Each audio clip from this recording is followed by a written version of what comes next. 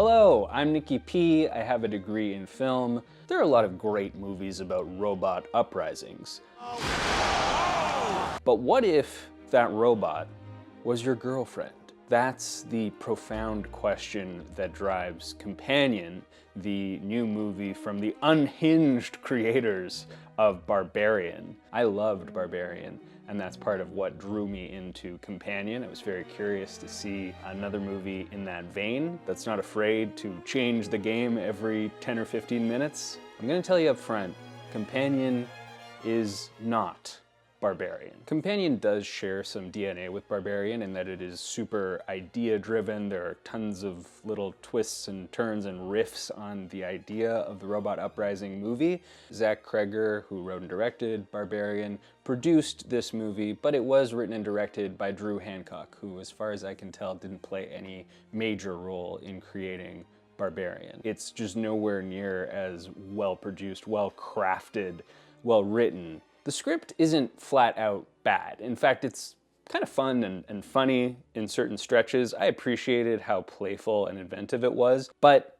it does feel very much like a first draft, or maybe even a vomit draft. There's a lot of clunky exposition, world building that doesn't hold up if you think about it for a split second, and I'll get to a few examples of that. I got the feeling that the whole MO of the script was really to stun and surprise the audience, take them for a ride rather than actually invest in the characters and the world. Just do as much as you can to build up those little twists, those little dopamine hits of, whoa, you didn't see that coming, but at the expense of anything with much substance. One example really early on, we get a little flashback to when Jack Quaid buys his Sophie Thatcher girlfriend robot. He's getting the Sophie Thatcher bot delivered to his house, and he gets this little briefing, this explanation about how the robot works, and he's asking questions, and it all feels like he's never heard of this thing before, like it's never been marketed. It just doesn't make much sense. I think if people were buying this thing, and presumably it's very expensive,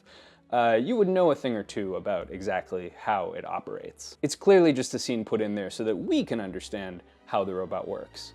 But it doesn't make any sense in the context of the world, so it just feels weird. The movie also has kind of a funny grasp on how it deals with its own twists and secrets. The idea that Sophie Thatcher is a robot is pretty telegraphed, like it's kind of obvious, even if you haven't seen the trailers. And for some reason, this robot is not aware that she's a robot. I never really felt like the decision to make the robots not self-aware was justified.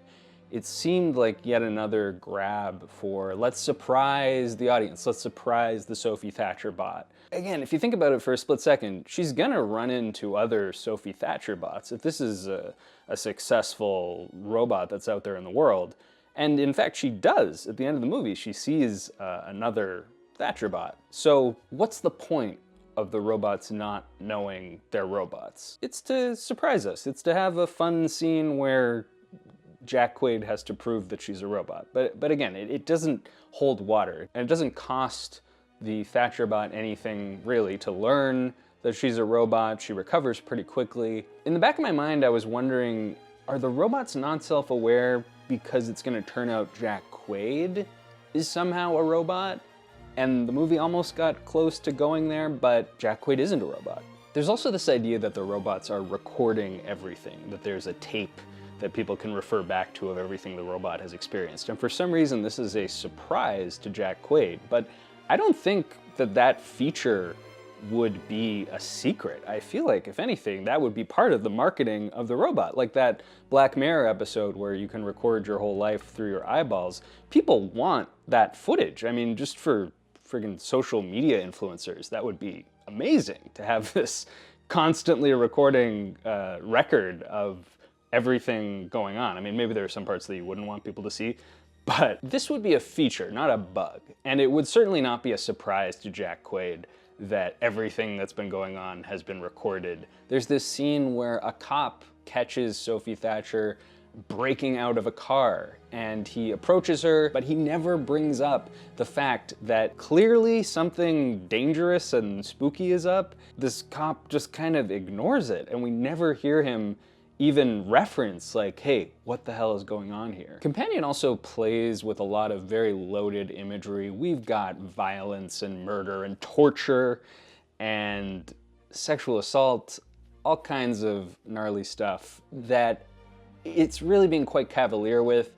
It's playing for the sake of jokes, for the sake of furthering the plot, but the movie clearly isn't interested in diving into these themes or developing them in any way, so it just sort of feels cheap, and it turned me off a little bit that the movie was fine to play with these ideas and not really examine them in any kind of serious way. I'm not saying the movie has to be a drama or 100% serious, but if you're gonna do that sort of stuff, like, back it up with some thought. There were things that I liked about this movie. There are definitely some good jokes there, and I think the way it plays with our knowledge of robots, robot uprisings, how AI works and all that stuff. There are a lot of kind of inspired twists and beats that I really appreciated. I think Sophie Thatcher has a ton of screen presence, and she really just needs to find the right movie, and I think she could totally take off. Heretic, some people really liked that movie. I didn't like Heretic much, but Hugh Grant totally stole that movie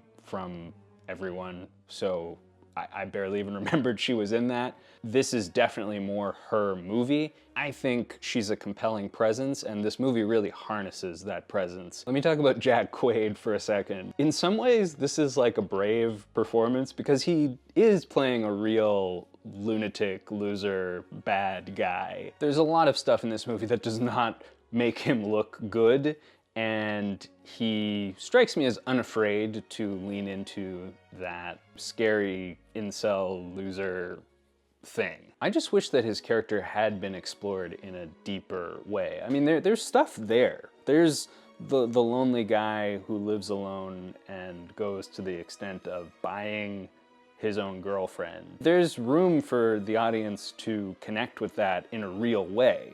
And then when he becomes a full-on horrible human, it's more interesting. But I didn't get the sense that the movie trusted the audience to feel any nuance around that, wasn't interested in that, really just wanted to use Jack Quaid as a bad guy that you should hate. I also think we're in a really weird time right now to be making pro-AI movies where the robots are the good guys. I'm not saying you can't do that anymore. It's definitely a trope, but the way things are going with AI replacing jobs, especially creative jobs, the fear of a very real kind of robot uprising, maybe not exactly in the automaton way that we often see in movies, but in a, I can't go to work anymore because the robot is making paintings. I think if you're gonna make a movie about robots being good guys, you need to at least acknowledge what's going on in the world now or have some self-awareness of that. This just feels like it fully exists outside of it, isn't really making any comment on it. I suppose it feels slightly more relevant with the uprising of AI girlfriend programs, but I don't know. I just didn't think that this movie was really taking any kind of stance or making any kind of intentional statement about the present day. Unfortunately, bottom line, I found Companion to be a kind of frustrating missed opportunity. It's fun in the moment, but it's really just an extended sketch over a feature-length movie. None of the characters have any real depth. Everything is exactly what you see. It's all bandied about for the purposes of fun and jokes and twists, and it's not really going anywhere. It's not something that I'm going to be thinking about a week from now. And with just another couple of drafts, it easily could have been. Take those core ideas and take them seriously, expand them a little bit more, write the exposition a little bit better, and I think you would have something truly deserving of like cult status. And I still think this movie might get that. The audience I was with seemed to receive it pretty positively. And of course, it's the start of the year. People are hungry for a good movie. I just don't think this is it. Thanks, MrWillWong.com, for sending me to an advanced screening. Until next time, I'm Nikki P. I have a degree in film. Bye for now.